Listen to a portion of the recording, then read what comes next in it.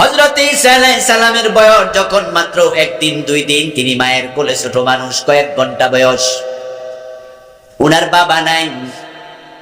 তাই লোকেরা এসে বলল, মারিয়াম তোমার তো বিয়ে হয় নাই, তোমার তো স্বামী নাই, তাহলে এই বাচ্চার বাবা নাই। কিন্তু বাবা ছাড়া তো বাচ্চা হয় না। লাকাদ জিতে শাইআন ফারিয়া, মারিয়াম তুমি তো জেনা করছো। কি নাউজুবিল্লাহ পড়বেন না? মারিয়াম তুমি তো ব্যভিচার করেছো, কার সাথে জেনা করেছো? এই বাচ্চার বাবার পরিচয় কি আমাদেরকে বলো। মারিয়াম আলাইহিস সালাম কে আল্লাহ বলছে, কথা বলিও না লোকজনের সাথে, কারণ বাচ্চা প্রসবের সময় মারিয়াম আলাইহিস সালাম মৃত্যু কামনা করেছিল। তিনি আল্লাহর কাছে বলেছিলেন, ইয়া লাইতানি মিত্তু ক্বাবলা হাদা কুনতু নাসিয়াম মানসিয়া। এই বাচ্চা প্রসব করলে তো মানুষ আমাকে প্রশ্ন করবে তার বাবাকে। আমি যদি বলি তার বাবা নাই, আল্লাহ বাবা ছাড়া দিছে, মানুষ তো বিশ্বাস করতে চাইবে না, আমাকে তারা খারাপ বলবে। যদি বাচ্চা প্রসবের আগে মরে যেতাম এটাই ভালো ছিল। তখন আল্লাহ ওহী পাঠালেন, মেসেজ পাঠালেন, ইলহাম করলেন, মারিয়াম মৃত্যু কামনা করিও না, বরং লোকজন প্রশ্ন করলে চুপ করে থাকিও। আমি বাবা ছাড়া সন্তান দিয়েছি, জবাবের ব্যবস্থা আমি আল্লাহই করে দেব। মারিয়াম আলাইহিস সালাম সন্তান কোলে নিয়ে ফিরে আসলেন, লোকদের কাছে দেখা হলো। লোকজন প্রশ্ন করলো, তার বাবাকে পরিচয় দাও। মারিয়াম তো জবাব দেয় না। এক পর্যায়ে লোকজনের বাড়াবাড়ি যখন বেশি হলো, ফাশারাত ইলাইহি, হযরত মারিয়াম আলাইহিস সালাম আঙ্গুল দিয়ে ইশারা করলেন কোলের দিকে, শিশুর দিকে। তার পরিচয় যদি জানতে চাও আমার সাথে প্রশ্ন করা দরকার নাই, পারলে তাকে জিজ্ঞাসা করে জেনে নাও। ক্বালু কাইফা নুকাল্লিমু মান কানা ফিল মাহদি সাবিয়্যা। তখন তারা বলে, মারিয়াম চালাকি করো না, এই ছোট্ট বাচ্চা 1-2 দিন বয়স, কয়েক ঘন্টা বয়স, সে তো কথা বলতে জানে না, তাই তার দিকে ইশারা করে চালাকি করে বেঁচে যেতে পারবা না। বলো বলো তার পরিচয় কি বলো। ঈসা আলাইহিস সালাম মায়ের কোলে শুয়ে আছেন, ছোট মানুষ, কিন্তু যখন দেখলেন তার মায়ের চরিত্রে হাত দিয়া তারা কথা বলছে, নবী ঈসা মায়ের কোল থেকে কথা বলা শুরু করে দিয়েছেন। ক্বালা ইন্নী আবদুল্লাহি আতানিয়াল কিতাবা ওয়া জাআলানি নাবিয়্যা। আওয়াজ দিয়া বলেন সুবহানাল্লাহ। কথা বলার ক্ষমতা দিয়েছে কে? ওই যে আল্লাহ বলছিল জবাবের ব্যবস্থা আমি করব। হযরত ঈসা বলেন, ইন্নী আব্দুল্লাহ, আমার পরিচয় জানতে চাও তাহলে জেনে নাও আমার পরিচয় হলো আমি আল্লাহর বান্দা, আল্লাহর গোলাম। 250 কোটি খ্রিস্টান এখানে পেঁচ লাগাইয়া দিছে। ওয়াকালাতিন নাসারাল মাসীহ ইবনুল্লাহ, খ্রিস্টানরা বলে নবী ঈসা আল্লাহর ছেলে। নবী ঈসা নিজেকে আল্লাহর ছেলে বলেছেন, আল্লাহর গোলাম বলেছে। এখন তারা কি আল্লাহর গোলাম বলে না আল্লাহর ছেলে বলে? নবীর কথার সাথে মিল না অমিল? নবীর কথার সাথে অমিল হলো, তামাম খ্রিস্টান জগৎ মুশরিক হয়ে গেল, বেঈমান হয়ে গেল। আমাদের নবীর নাম মুহাম্মাদুর রাসূলুল্লাহ সাল্লাল্লাহু আলাইহি ওয়াসাল্লাম। এখন যে দায়িত্ব উনি পালন করেছেন, যে কথাগুলো উনি বলে গেছেন, জান্নাতে যেতে হলে তার জীবনের সাথে, কথার সাথে, কাজের সাথে আমাদেরও মিল দরকার আছে না না?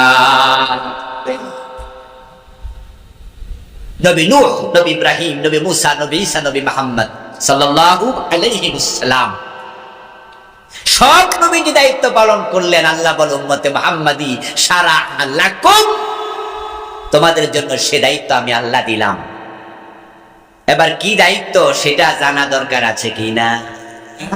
এটা আপনার দায়িত্ব, এটা আমার দায়িত্ব, এটা সবার দায়িত্ব। এই দায়িত্বটাই আজকের সমাজে আলোচনা হয় সবচেয়ে কম। সব নবী 5 ওয়াক্ত নামাজ পড়ে নাই, কিন্তু নামাজের ওয়াজ ঠিকই হয়, আলহামদুলিল্লাহ, হতেই হবে, হতেই হবে, আমরাও পড়ি। সব নবী 5 ওয়াক্ত নামাজ পড়ে নাই, কিন্তু সেই ওয়াজ আপনি করলেন। আর সব নবী যেই দায়িত্ব পালন করছে ওই ওয়াজ আপনি এড়াইয়া গেলেন, কাজটা কি ইনসাফপূর্ণ হলো?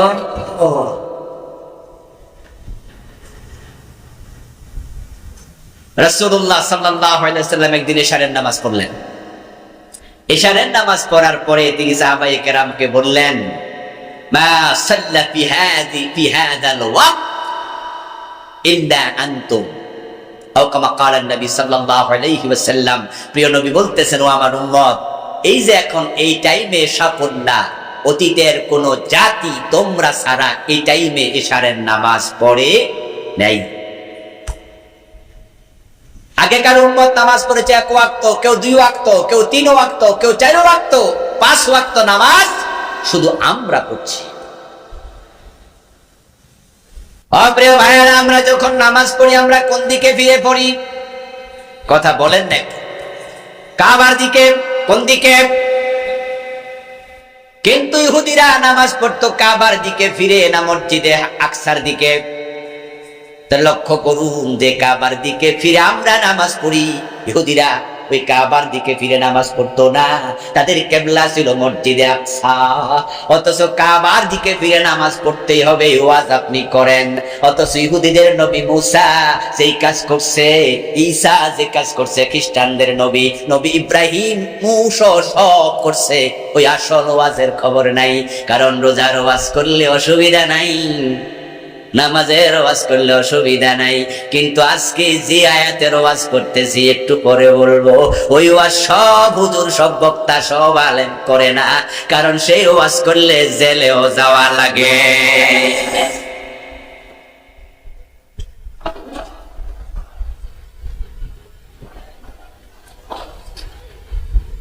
আমার মায়েরা, সে ওয়াজ করলে নবী ইব্রাহিমের মতো আগুনে নিক্ষিপ্ত হওয়া, নবী মূসার মতো দেশ ত্যাগ করা লাগে, নবী মুহাম্মদুর রাসূলুল্লাহ সাল্লাল্লাহু আলাইহি ওয়াসাল্লামের মতো হিজরত করা লাগে। খুব কঠিন একটি আলোচনা। সূরাতুশ শূরা 13 নম্বর আয়াতে আল্লাহ করেছেন, তোমাদেরকে সেই দায়িত্ব দিলাম। এবার দায়িত্বটা কি? আল্লাহ বলছেন, আকিমুদ্দিন, দায়িত্বটা হলো আমি আল্লাহর জমিনে তোমরা আমার দিন কায়েম করো। জমিন কার? মাশাআল্লাহ, একটু জোরে বলুন, জমিন কার? দেশের মালিক কে? নাকি জনগণ? জনগণ নাকি? সব ক্ষমতার উৎস কে? তাহলে মাইক হাতে নিয়ে নেতারা কি কয়? নেতারা কয় জনগণ সকল ক্ষমতার উৎস। এবং আমাদের সংবিধানে লেখা আছে রাষ্ট্রের মালিক হলো জনগণ। ল অফ সাবরেন্টি, সার্বভৌমত্বের মালিক জনগণ। অথচ কোরআন বলে তার উল্টা, লিল্লাহি মিরাসুস সামাওয়াতি ওয়াল আরদ, আকাশ এবং জমিনের মালিকানা কার? এইজন্য ক্ষমতার মালিক কে? মালিক যিনি, ক্ষমতাও তার হবে। তাই কোরআনে আল্লাহ বলেছেন, আন্নাল কুওয়াতা লিল্লাহি জামিয়া, সব ক্ষমতার মালিক হলেন আল্লাহ। কুলিল্লাহুম্মা মালিকাল মুলকি তুতিল মুলকা মান তাশা। হে নবী, আপনি বলুন, রাজাদিরাজ আল্লাহ, ক্ষমতার মালিক তুমি, তুমি যাকে চাও ক্ষমতা দাও, যাকে চাও ক্ষমতা ছিনিয়ে নাও। ক্ষমতার মালিক যে আল্লাহ, এটার মালিক যে কোনো গভর্নমেন্ট না। এটা তো আমরা 5ই আগস্ট দেখেছি, যারা ক্ষমতা পাকাপোক্ত করার জন্য চৌকিদার থেকে সেনাপ্রধান পর্যন্ত নিজের দলের লোক নিয়োগ দিয়েছে, তাদের সেনাপ্রধান তাদেরকে বলেছে 45 মিনিটের বেশি সময় দেয়া যাবে না, এখনই আপনাকে পালাতে হবে।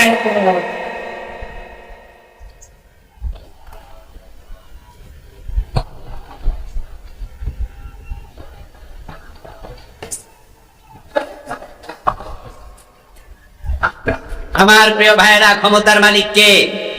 এই যে আল্লাহ ক্ষমতা কাইরা নিছে, কতক্ষণ লাগছে? আরে কোরআনের উপর বিশ্বাস রাখেন। তুতিল মুলকা মান তাশা, বাংলা অর্থ কি? তুমি যাকে চাও তাকে ক্ষমতা দাও।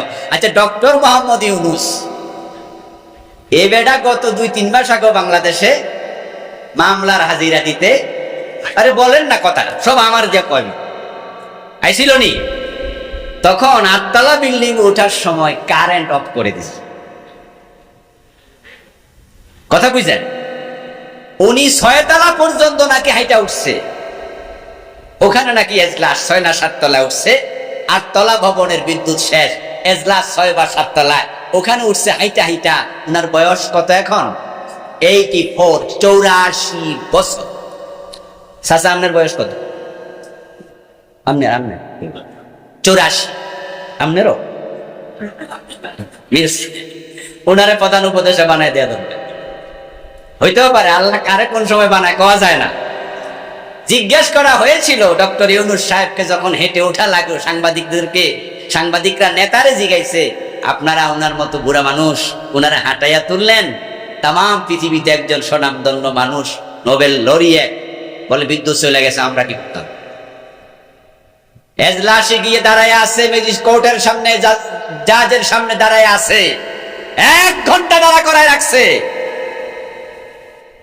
84 বছর বয়স্ক একটা লোক 1 ঘন্টা দাঁড়া করায় রাখে। পৃথিবীর সেরা মনীষীদের মাঝে, পরিচিত লোকদের মাঝে উনি এখন একজন। তার দর্শনের সাথে আমার ভিন্নতা আছে, তার চিন্তার সাথে আমার অনেক ভিন্নতা আছে, কিন্তু বেডা যে পৃথিবী পরিচিত, এটা কি মিথ্যা কথা? যেই লোকটা 2 মাস 2.5 মাস আগে হাইটা 6 তলায় ওঠে, কারেন্ট নাই, লিফট নাই, দাঁড়ায় থাকে 1 ঘন্টা, আজকে তিনি প্রধান উপদেষ্টা। তাহলে ক্ষমতা দেয় কে? সেটা ডক্টর ইউনূস হয়তো স্বপ্নেও কল্পনা করে নাই। আর যিনি ভাত খাওয়ার টাইম পাইলেন না, ভালো করে কাপড় চোপড় পিন্দার সময় নাই, অথচ উনি ঘোষণা করেছিলেন ভিশন 2041, 2041, মনে আছে না? নাই 2041 মানেটা কি?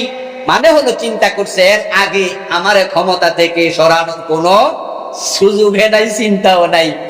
এবং উনার বড় একজন নেতা, যিনি ডান পাশে উনার, উনি বলছেন কিসের আন্দোলন, কিসের আন্দোলন, এই বছর না ওই বছর মানুষ বাঁচে।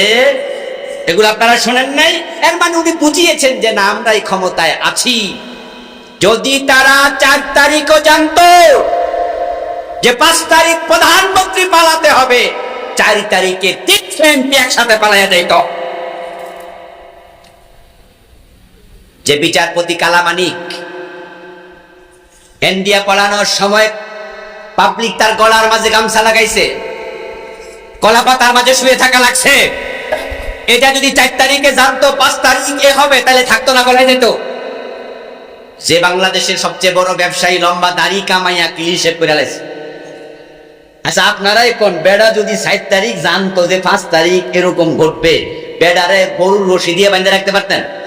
রশি মশি ছিঁড়া চলে। তাহলে ক্ষমতার মালিককে তুতিল মুলকা মান তাশা। কোরআন কার কিতাব, এগুলো দেখলে কি কোরআনের উপর ঈমান বাড়ে যায় না? এগুলো আল্লাহ আমাদের ঈমান বাড়ানোর জন্য যে কাণ্ডগুলো ঘটাইছে, আমরা যেন হতাশ না হই। আল্লাহ বলে আমি যাকে চাই ক্ষমতা দেই। আমি চেয়েছি ডক্টর ইউনূসকে দিয়েছি, আবার চাইবো না, 1 ধাক্কা দিয়ে সরাই দেব। ওয়া তানজিউল মুলকা মিম্মান তাশা, আমি যখন চাই ক্ষমতা আমি কেড়ে নিয়ে যাই, 1 সেকেন্ড দেরি করি না, এটা ধরতে দেই না। তাহলে জনগণ সকল ক্ষমতার উৎস, এই কথা কি আর বলবেন কোনদিন? ক্ষমতার উৎস কে? আল্লাহ। হে নবী, আপনাকে দায়িত্ব দিলাম উম্মতে মুহাম্মাদি, তোমাদেরকে দায়িত্ব দিলাম আনাকিমুদ্দিন। জমিনটা কার? তা আমার জমিনে তোমরা আমার দিন কায়েম করো। এর আগে আপনারা আমার সাথে একমত হয়ে বলেছিলেন দিনের নাম কি? তাহলে এখানে আমরা এবার দিন শব্দের জায়গায় ইসলাম ঢুকাতে চাই। আন আকিমুদ্দিন আয় আন আকিমুল ইসলাম। তাহলে আল্লাহর দেয়া দায়িত্ব আমাদের উপরে হলো আমরা যেন সবাই ইসলাম কায়েম করি। আমার প্রিয় ভাইরা, দয়া করে সবাই একটু জবাব দিয়েন, ইসলাম কায়েম করার দায়িত্ব আমাদেরকে দিলেন কে? 53 বছরের বাংলাদেশ ইসলাম কি কায়েম হয়েছে? এতে প্রমাণ হয় আল্লাহর দেয়া দায়িত্ব আমরা পালন করি নাই। অথচ এই দেশের মানুষ নাকি 92% মুসলিম। এটা নাকি তাবলীগের দেশ, এটা নাকি পীরের দেশ, এইটা নাকি টুপিওয়ালা দাড়িওয়ালার দেশ, এটা নাকি মসজিদের দেশ, এটা 92% মুসলমানের দেশ। তাহলে ইসলাম কেন কায়েম হলো না? এতে প্রমাণ হয় আসলে ভোটার লিস্টিতে নাম আছে, ওই যে কাজীর গরুর মতো কিতাবে আছে, গোয়ালে নাই। ভোটার লিস্টিতে 92% মুসলমানের নাম আছে, প্রকৃত মুসলমানের সংখ্যা এত নয়। প্রকৃত মুসলমান খুব কম, দায়িত্ব জ্ঞানহীন মুসলমান বেশি। এই যে আমার হাতে কাগজ আছে, এই সাদা কাগজ আমি যদি লিখি কোয়াকার পা নরসি ক্যান্ডি, উচ্চারণ কি হবে? কাগজটা ভিজবে। যদি দেখি সরায়া গর সুগার গুদন্তান্ন, কি হবে?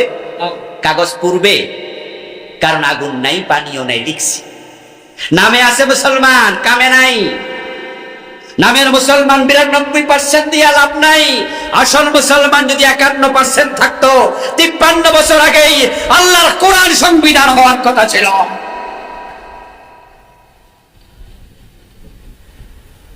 এই দায়িত্ব আল্লাহ আমাদেরকে দিলেন, তোমরা আমার দ্বীন আমার জমিনে কায়েম করো।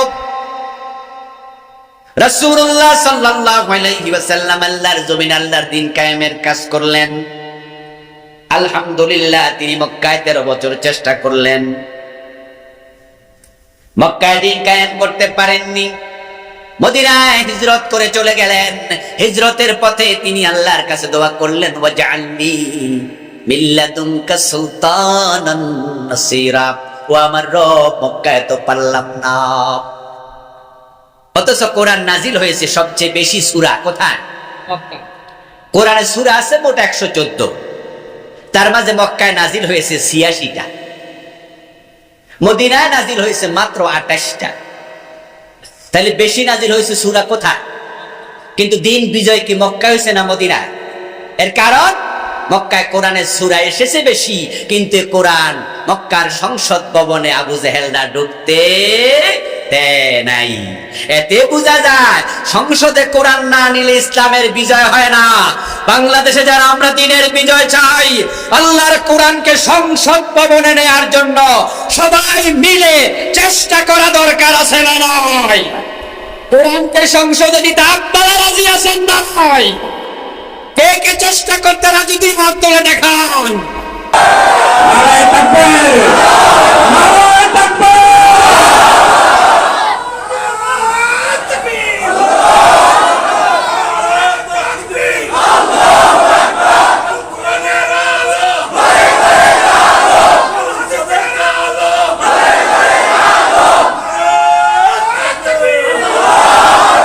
রাসূলের নবুয়তের জিন্দেগি 23 বছর।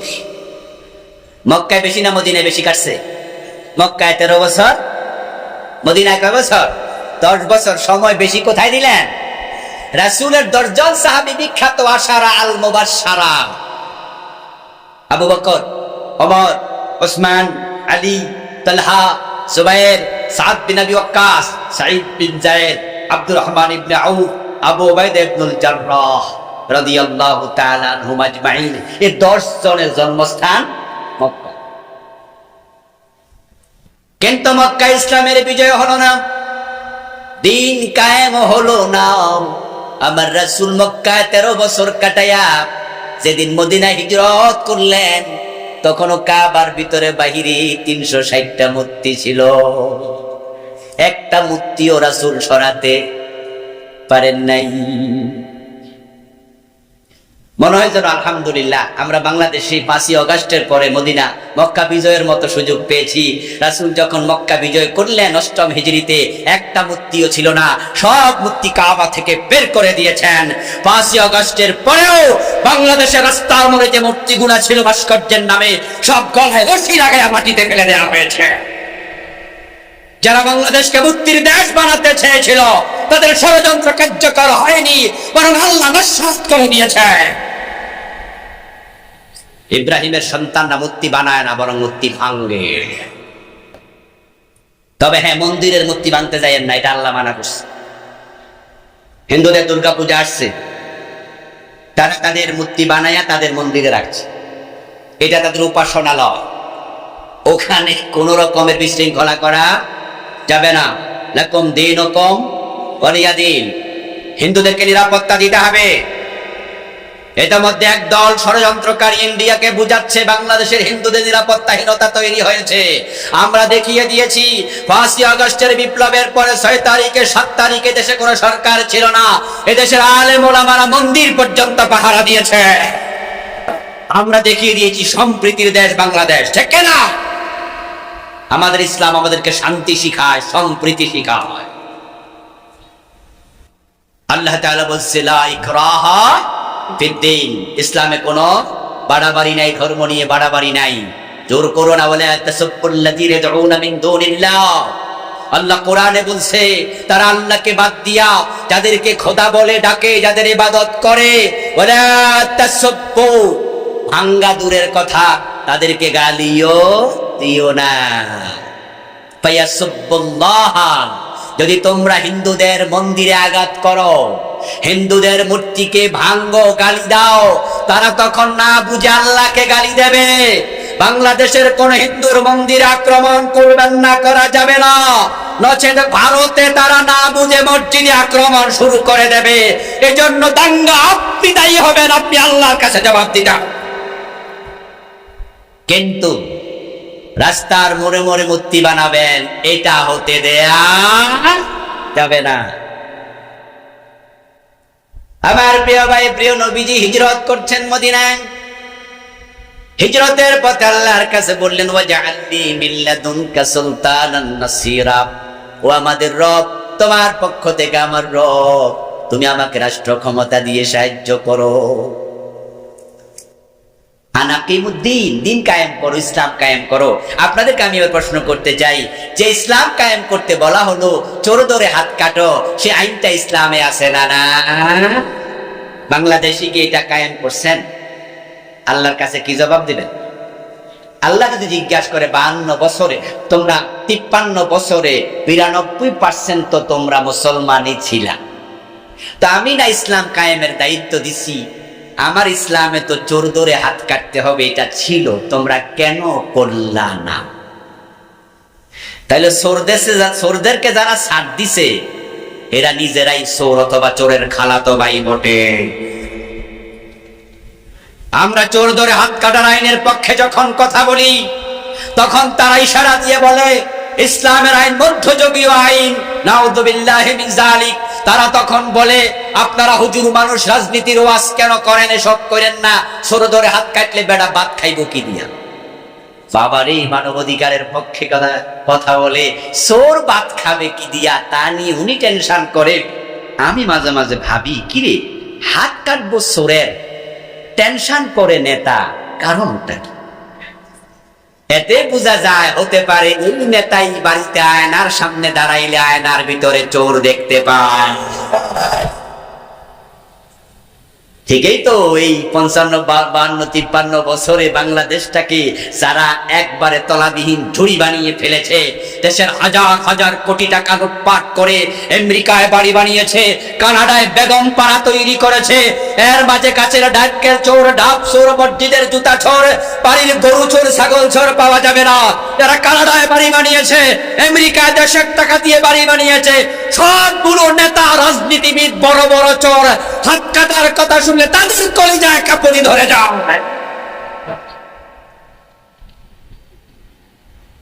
আমার প্রিয় ভাই, মদ পান করলে 80 বেত লাগাতে হবে।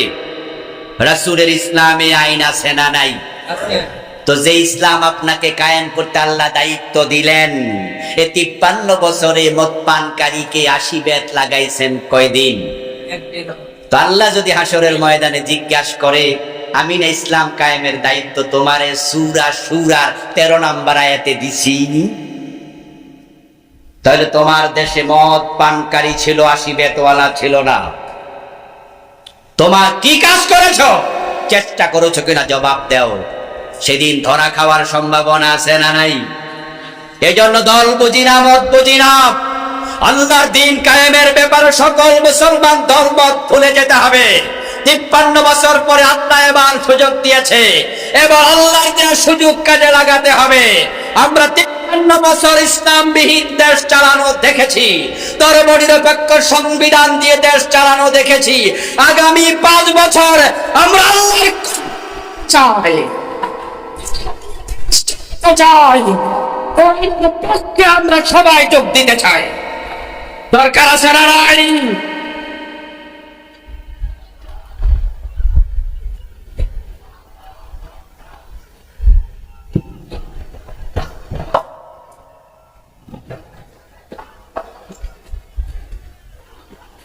আমার প্রিয় ভাই, কোরআনের পক্ষে আসতে কোনো অসুবিধা আছে? অসুবিধা আছে? আচ্ছা, কোরআন দিয়ে যদি দেশ চলে, আপনি কি ভাবেন শান্তি কমবে না বাড়বে? কোন সন্দেহ কারো আছে? আরে ভাই, 52-53 বছর তো দেখছেনই, কোরআন ছাড়া তো দেখছেন, তো কোরআন দিয়ে এবার দেখেন। এবার সুযোগটা করে দিছে কে? এবারের সুযোগ কিন্তু মানুষ করে নাই। যদি এবারও কোরআনকে ক্ষমতায় নিয়ে আনা যায়, কোরআন ওয়ালাদেরকে ক্ষমতায় নিয়ে আনা যায়, আল্লাহর কাছে তোমরা ধরা খায়া যাইবা, আমাদের বিরুদ্ধে বলতে পারবা না। আমরা কিন্তু বলে যাচ্ছি আমাদের দায়িত্ব আদায় হয়ে গেছে। মুসলমান আল্লাহর কাছে ধরা খাইবা। এবারের সুযোগ দিয়েছেন সরাসরি আল্লাহ। এবার আপনি বলতে পারবেন না যে বিরোধী দলের আন্দোলন করে সরকার নামাইছে, এ কথা বলার সুযোগ আছে? বরং বিরোধী দল এবার বলছে যে না, আমরা ফেল করছি। এখনো বলতেছে, কিন্তু আমাদের মির্জা ফখরুল সাহেব বলেছে যে আমরা আসলে পারি নাই। জামাতের আমির শফিক সাহেব বলেছে আসলে আমরাও পারি নাই। এগুলা এবার খোলাপানে করছে, ছাত্ররা করছে। আসলে ছাত্ররাও করে নাই, কেউ করে নাই, করাইছে কে? আল্লাহ করাইছে। কারণ শুধু ছাত্রদের হাত ছিল না, আর স্কুলে ভর্তি হয় নাই এমন ছোট বাচ্চারাও রাস্তায় নেমে এসেছে। মহিলা পর্যন্ত রাস্তায় এসেছে। এইভাবে বুক ফেটে দিয়ে যখন আবু সাইদ বুকে গুলে নিল, আবু সাইদের জাজরা হওয়া বুক দেখে ছাত্ররা কি পলায়া ঘরে চলে গেছে, না পরের দিন আরো বেশি নেমেছে? অন্তরে সাহস দিয়েছে কে? আর একজন মহিলাকে দেখলাম, বোনকে দেখলাম, ঢাকা বিশ্ববিদ্যালয়ের ছাত্রী, সে বলতেছে পিছনে দেওয়ার আর সুযোগ নাই। বক্তৃতা আপনারা দেখছেন কিনা? আরে এই যে সাহস, এই যে সাহস! মেয়ে মানুষ বলতেছে পিছনে যাওয়ার আর সুযোগ নাই, কারণ পিছনে পুলিশ, সামনে স্বাধীনতা। ঢাকা বিশ্ববিদ্যালয়ের একজন মহিলা প্রফেসর ডক্টর সায়মা, উনার বক্তৃতা শুনে তো আমার গায়ের পশম তখন দাঁড়িয়ে গিয়েছিল। এই কারণে, কারণ তখনও তো 5ই অগাস্টে এটা ঘটবে, এটা কেউ আমরা কল্পনাও করতে পারি নাই। ওই মহিলা বলতেছে কয়জন মারবা? একজন মারলে 10 জন আসবো, 10 জন মারলে 100 জন যাবো। আল্লাহর গজবের অপেক্ষা করো। আরশ কাঁপতেছে, অভিশাপের ভয় করো। এমন সাহসিকতা তাদের কলবের ভিতরে, কলিজার ভিতরে আল্লাহ ঢুকিয়ে দিয়েছে। আল্লাহর দেয়ার সুযোগ এবার কাজে লাগাতে হবে, কাজে লাগাতে হবে। আল্লাহ সুযোগ দিয়েছে, এত বড় সুযোগ কিন্তু আমরা এবার চাইও নাই, চাই নাই। আমাদের নরসিংদী সদরে একজন উপজেলা চেয়ারম্যান ছিল, এখন তিনি নাই। আমার এক মাহফিলে উনি নির্বাচনের পর উপজেলা চেয়ারম্যান হওয়ার পর তিনি প্রধান অতিথির বক্তৃতায় বলছিলেন যে আমি এক প্লেট ভাত চাইছিলাম, আপনারা আমাকে এক বল দিচ্ছেন। মানে উনি পাশ করছে যে পরিমাণ ভোট পাইয়া, মানে উনার যে সেকেন্ড হয়েছে এই ধারে কাছে অনেক।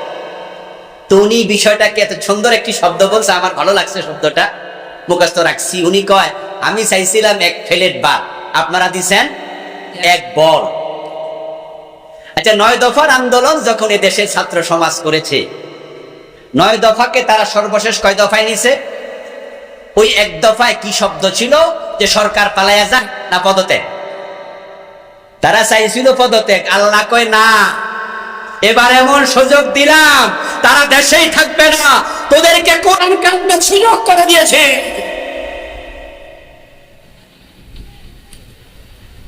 ওরা 300 জন একসাথে পলাইয়া গেল, কেউ নাই এখন। এখন যদি আমরা ইসলাম ওলারা কমপক্ষে এবার সিদ্ধান্ত নিতে পারি যে আমরা এবার কোরআনকে সংসদে পাঠাতে চাই, আল্লাহর আইনে দেশের বিচার চালাতে চাই, সোর কসর ধরে যদি হাত কাটা শুরু হয়ে যায়, ও মুসলমান অপেক্ষা করো, 6 মাস পরে ধরে দরজা খুলে ঘুমাইবা, তোমাদের ঘরে আর চোর ঢুকবে না। আল্লাহর আইন এত সুন্দর, এত সুন্দর, এত সুন্দর। চোর ধরে যদি হাত কেটে দেয়া যায়, এমপি হোক, মন্ত্রী হোক, সচিব হোক, চেয়ারম্যান হোক, মেম্বার হোক, আল্লাহর আইন কি 2 রকম না 1 রকম? প্রিয় নবীজি মুহাম্মদ সাল্লাল্লাহু আলাইহি সাল্লাম বলেছেন, আমার মেয়ে ফাতেমা চুরি করলে আমি ফাতেমার হাতও। যদি নেতাদের চুরি করার কারণে হাত কাটা যায়, কোন এলাকার এমপির হাত কেটে দেয়া হয়, ওই এমপি ওই এলাকায় বসায় বুনিয়া এবার আছে নির্বাচনী প্যান্ডেল, ওইটা এমনি দিব কেমনে, হাত তো এমনি রাখে। আল্লাহর আইন কত সুন্দর দেখেন। আর একজন এমপি, একজন মন্ত্রী, একজন সচিব, একজন এসপি, একজন ডিসি যারা চুরি করেছে প্রকৃত অর্থে ইসলামী আইনে যদি হাত কেটে দেয়া যায়, হাত কাটা চোর দেখে 1000 চোর চুরি ছেড়ে দেবে। 6 মাসের ব্যবধানে দেশের সম্পদ সংরক্ষিত হবে। রাস্তায় বাজেট হবে 1 কোটি টাকা, খরচ করতে হবে 80 লাখ টাকা, 70 লাখ টাকা। একবার রাস্তা হবে, 20 বছর রাস্তা করা লাগবে না। 15-20 বছরের ব্যবধানে সোনার বাংলা হয়ে যাবে। ট্যাক্সের টাকা লুট হবে না, তোমার টাকা দেশে থাকবে, অন্য দেশে বিপদে পড়লে সাহায্য করতে পারবে। আর এখন তো 1 কোটি টাকা বাজেট হলে 80 লাখ খাইয়া না। ঠিক না বেঠে? ঠিক না বেঠে? কারণ যে জায়গায় বাজেট হয় শুরুতে নাকি 5% শেষ, বড় অফিসারে 5% খাইয়া দেয়। এখন যিনি কন্ট্রাক্ট পাইছেন তিনি বোঝেন যে শুরুতে যখন 5% নাই, তাহলে 30% আমি খাইলে অসুবিধা কি? কারণ চুরিটা শিখাইছে কেডা? বড়রা। বড়রা চুরি শিখাইছে। হুজুরের কাছে মাসলা জানতে আসছিল, হুজুর মুরগি যদি ডিম দেয়, মুরগি চুরি না করি ডিম চুরি করা কি জায়েজ? হুজুর ভেবে চিনতে দেখলেন যে যদি হেরে আমি কোনোভাবে কই যে যায় যাতে মুরগি খেলে, এটাই পাবলিকের নিয়ম। দাঁড়াইতে দিলে বসে যাবে, বসতে দিলে শুয়ে যাবে, শুইতে দিলে জায়গা দখল করে ফেলবে। বড়রা যখন চুরি করে, ছোটরা চুরি করা শুরু করে দেয়। ইসলাম বলেছে চোর ধরে হাত কাটা, চুরি বন্ধ হয়ে যাবে। সোনার বাংলা, প্রকৃত সোনার বাংলা করতে বেশি দিন লাগবে না। বঙ্গবন্ধু স্বপ্ন দেখেছিলেন সোনার বাংলা বানাবেন, পারেননি। মাত্র 1.5 থেকে 2 বছরের ব্যবধানে স্বপ্ন ভেঙে গিয়েছিল। উনি বলতে বাধ্য হয়েছিলেন, মানুষ পায় স্বর্ণের খনি, আমি পাইছি চোরের খনি। আমার ডানে চোর, বামে চোর, সামনে চোর, পিছনে চোর। উনি বিরক্ত হয়ে বলেছিলেন, এই চোরগুলো এখন চোর নাই, এক একটা ডাকাত হয়ে গেছে। ইসলামকে আসতে দাও ক্ষমতায়। কোরআন যখন সংসদ ভবনে ঢুকে যাবে, দিন যখন কায়েম হয়ে যাবে, নামাজের জন্য আর ওয়াজ করা লাগবে না।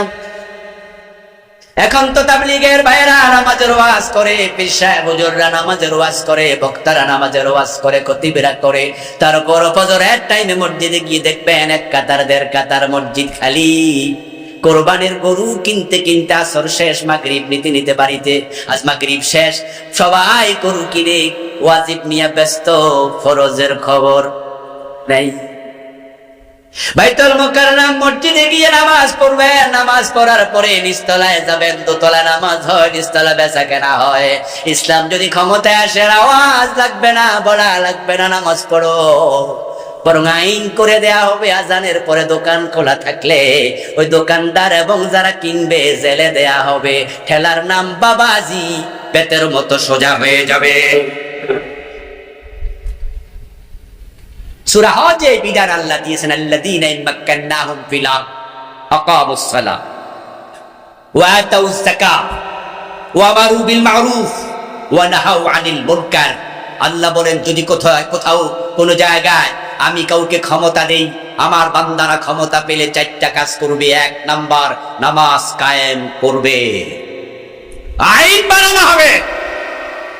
ইমাম আবু হানিফা, শাফি, মালিক, আহমদ ইবনে হাম্বল রাদিয়াল্লাহু তাআলা আনহুম রাহিমাহুমুল্লাহ 4 ইমাম ঐক্যমত্য, একমত কোন বালেগ নামাজ না পড়লে প্রমাণ হলে তাকে জেলে দিতে হবে। ইমাম শাফি রাহিমাহুল্লাহ বলেছেন জেলে দেওয়ার আগে বেত্রাঘাত করে তারপরে জেলে দিতে হবে। বাংলাদেশে যদি একটু আইন হয়ে যেত আজানের সাথে সাথে দোকান বন্ধ করো, আজান হওয়ার সাথে সাথে সবাই মসজিদমুখী হয়ে যাও, তাহলে বাজারের মসজিদগুলোতে একবার দুইবার মুসল্লি জামাতে জায়গা হতো না, এক এক মসজিদে 5 বার 7 বার জামাত হওয়া হতো। আপনার মেয়ে থাকবে নিরাপদ। হিন্দুর সুন্দরী মেয়ে গলায় স্বর্ণের অলংকার পরে বাবার বাড়ি থেকে শ্বশুর বাড়িতে চলে যাবে, তার দিকে চোখ তুলে কেউ তাকাবে না। জেনা করলে বিবাহিতকে পাথর মারা হবে, অবিবাহিত হলে 100 বেত দিয়ে সোজা করে ফেলা হবে। জেনা থাকবে না, মদ পান করলে 80 বেত দেওয়া হবে, মদ থাকবে না। ইসলাম যদি ক্ষমতায় যায় গরিব মানুষের বাড়িতে জাকাত পৌঁছিয়ে দেওয়া হবে, দারিদ্রতা থাকবে না। হযরত ওমরের যুগে আমরা দেখেছি জাকাত বিভাগের কর্মচারী জাকাতের টাকা কাঁধে নিয়ে ঘুরেছে, জাকাত খাওয়ার মতো লোক আর খুঁজে পায় নাই। প্রিয় ভাই, ইসলামে সে শান্তি এখনো আছে না নাই? ইসলাম শব্দের যে অর্থগুলো আছে তার মাঝে একটা অর্থই হলো শান্তি।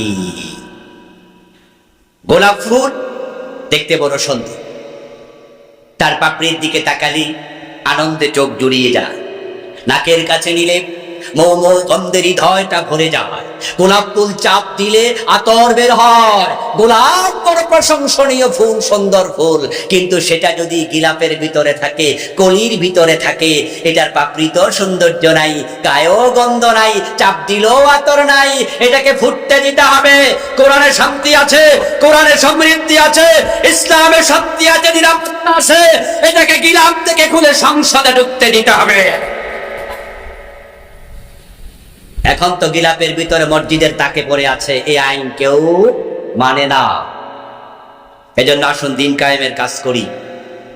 অতীতে নবীগণে কাজ করেছেন, কায়ানাত বানু ইসরাঈলা তাসুসুহুমুল আম্বিয়া।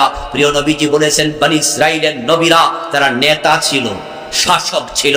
কুল্লামা হালাকা নবিয়্যুন খালাকাহু নবী। একজন নবী যখন ইন্তেকাল করতেন তার জায়গায় আরেক নবীকে আল্লাহ স্থলাভিষিক্ত করতেন। আমি নবী মুহাম্মদ, আমিও শাসক। নবী মুহাম্মদ মসজিদের ইমাম ছিলেন, মদিনায় 10 বছর রাষ্ট্রপ্রধান ছিলেন। আমরা যখন ক্ষমতার কথা বলি তখন কিছু কিছু ভাই মন্তব্য করে, হুজুর মানুষ আবার ক্ষমতা দরকার কি? আপনাদের এলাকায় যদি কোনো মসজিদের ইমাম আগামী নির্বাচনে ইউনিয়ন চেয়ারম্যানে প্রার্থী হয়, দেখবেন তার কিছু কাছের মুসল্লি উনার কাছে গিয়ে বলবে, হুজুর এই সমস্ত কাজ কি আপনারে মানায়? হুজুর এগুলো আমনের কাজ না। অথচ আবু বকর কি খলিফা ছিলেন না? কথা বলুন না প্রিয় ভাইয়েরা। ওমর কি রাষ্ট্রপ্রধান ছিলেন না? ওসমান কি রাষ্ট্রপ্রধান ছিলেন না? আলী কি রাষ্ট্রপ্রধান ছিলেন না? তারা মসজিদেরও নেতা, সমাজেরও নেতা, তারা একসাথে ছিলেন। হযরত ওমর তো অর্ধ পৃথিবী চালিয়েছেন। কবি নজরুল চমৎকার ভাবে বলেছেন, অর্ধ পৃথিবী করেছো শাসন, তুলার তথ্যে বসে, খেজুর পাতার প্রাসাদ তোমার বারে বারে গেছে খসে। আল্লাহর দেয়া দায়িত্ব আমরা পালন করতে চাই।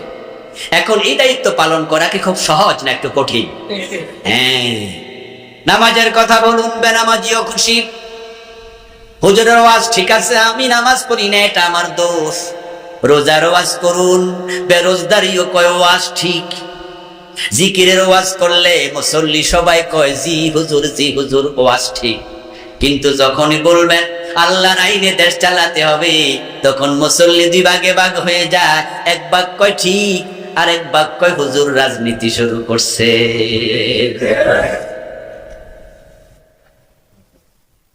আমাদের দেশে যারা আল্লাহর কোরআনের আইনের পক্ষে না, তারা ইসলামী রাজনীতির বিরুদ্ধে কথা বলে।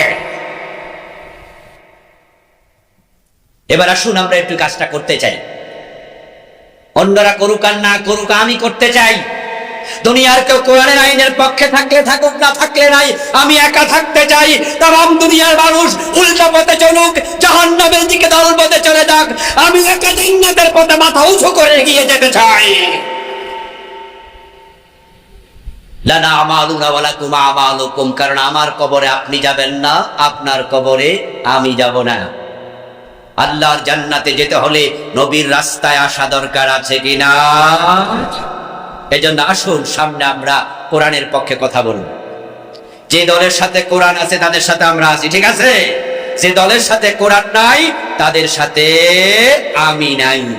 আল্লাহ তাআলা সকলকে এই সিদ্ধান্ত নিয়ে আজকে বাড়ি যাওয়ার তৌফিক দান করুন, আমিন।